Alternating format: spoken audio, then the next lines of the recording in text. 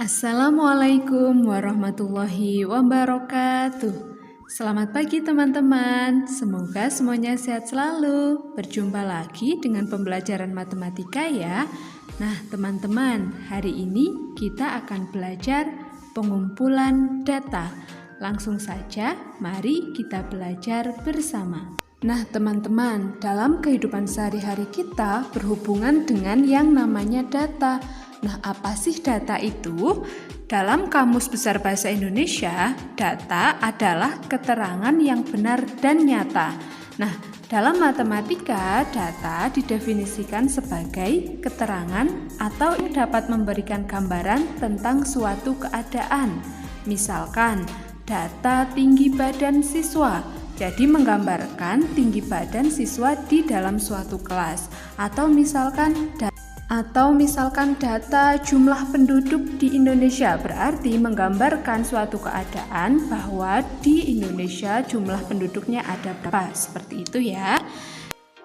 Kemudian pengumpulan data bertujuan untuk dua hal. Yang pertama yaitu untuk memperoleh gambaran suatu keadaan, dan yang kedua untuk dijadikan dasar pengambilan keputusan.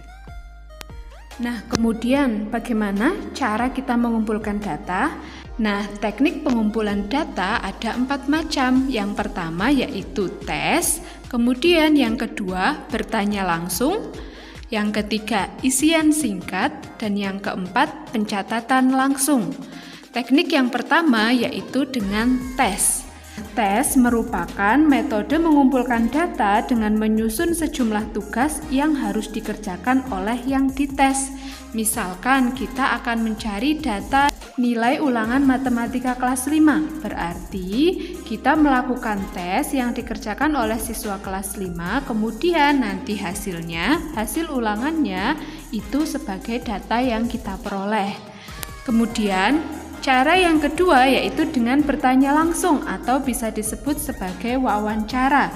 Nah, wawancara merupakan teknik pengumpulan data yang dilakukan melalui tatap muka dan tanya jawab langsung antara pewawancara dengan narasumber. Namun, seiring dengan perkembangan teknologi, metode wawancara dapat pula dilakukan melalui media-media tertentu, misalkan telepon, video call, dan lain-lain ya. Nah, untuk melakukan wawancara, kita melakukan hal-hal sebagai berikut. Yang pertama, menyusun daftar pertanyaan. Jadi, apa yang akan ditanyakan kepada narasumber sebelumnya sudah kita susun dan kita catat. Kemudian yang kedua, menanyakan langsung pada narasumber. Kemudian yang ketiga yaitu mencatat jawaban narasumber. Misalkan kita akan mengumpulkan data tentang makanan kesukaan. Kita melakukan tanya jawab dengan teman kita apa makanan kesukaannya, seperti itu ya. Kemudian metode yang ketiga yaitu dengan isian singkat atau survei. Nah, pengumpulan data dengan lembar isian yaitu dengan cara masing-masing orang yang mengisi lembar isian. Hasilnya kemudian dikumpulkan. Jadi, kita membuat lembar isian terlebih dahulu, misalkan seperti ini. Nah, lembar isian tersebut disebut juga sebagai angket atau kuesioner. Setelah kita membuat lembar isian, kemudian lembar isian tersebut kita bagikan kepada sumber data kita.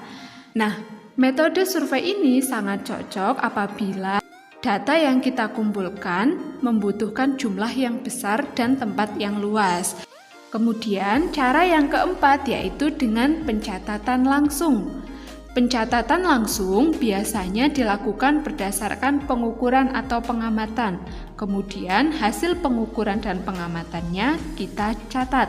Misalkan kita akan mengumpulkan data tinggi badan siswa atau berat badan siswa.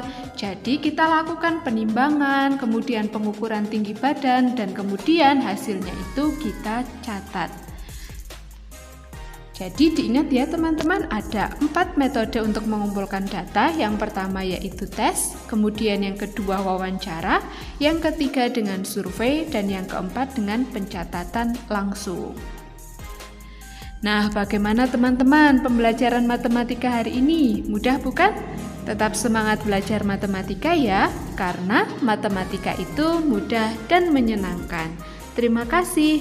Wassalamualaikum warahmatullahi wabarakatuh.